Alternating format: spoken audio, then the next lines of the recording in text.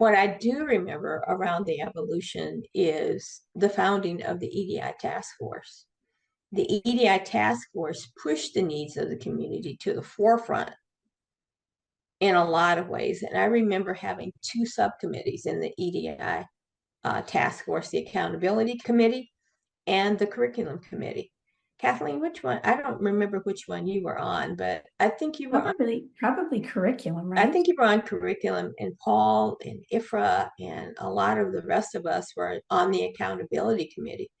And it was so great that we pushed and pushed and pushed, so much so that I believe it was in 2019 in the October Minnesota meeting that the roles of community and researchers were began to intertwine. And there were actually, it was a face-to-face right before COVID.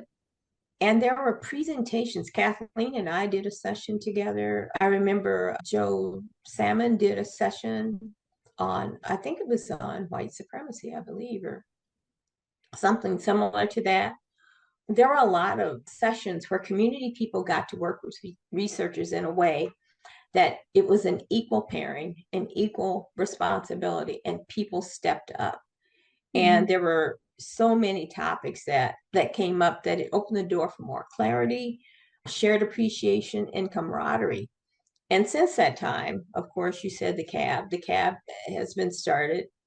And since that time, I've seen things elevated in ways that had not been elevated before. Even the need to take care of yourself, which is really something that is often overlooked.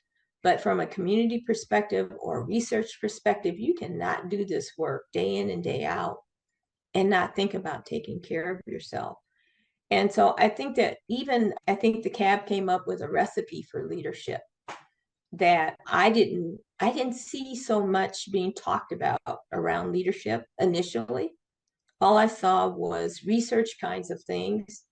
And I just couldn't understand, how can you have interdisciplinary research leaders and nothing about what it takes to be a leader, either as a researcher or a leader as a partner with a researcher. I think if we talked more about leadership and the evolution and probably the conflict on teams would have been less. I won't say wouldn't go all the way away, but it would have been less, because talking about what it means to be a leader means that you have to be able to figure out how you get along.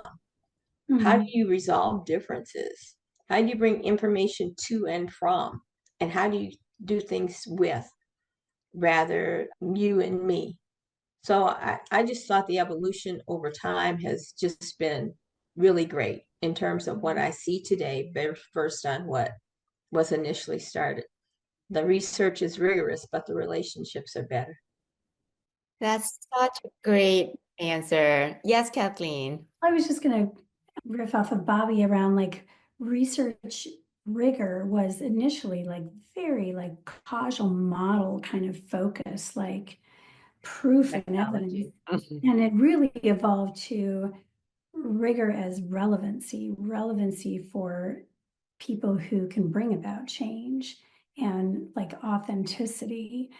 And so I completely agree with Miss Bobby on that. And this, like, we, like the early years, we didn't pay attention. It was like so focused on interdisciplinary and research that leadership, like what defines leadership, was kind of ignored or invisible. And I really credit some of the work that you did with us in the early days, Miss Bobby, around relational leadership, that like to be a good leader, it's not you dictating what others do. It's like, shared power, leading with rather than dictating, So it's like this idea of power sharing and recognizing the power of others on your team. So I just thought it became more explicit in the later versions of the IRL program. And also, I'd add to Kathleen. I'd just say that too. I think that researchers began to appreciate community partners in a different way and didn't see them as somebody that was going to pick up the bucket and do all the cleaning that they didn't want to do, but rather as a vital part of that three-legged stool. That if you didn't have everybody working together, it would topple over. And Mhm. that changed a lot. Yeah. It's such a great reminder, Ms. Bobby, that it didn't just happen by osmosis. It took accountability. It took resistance and resilience of the community. We are the microcosm of the world, and that was well demonstrated in the way that we have evolved. That's how Mhm. I see it. So I really appreciate the response.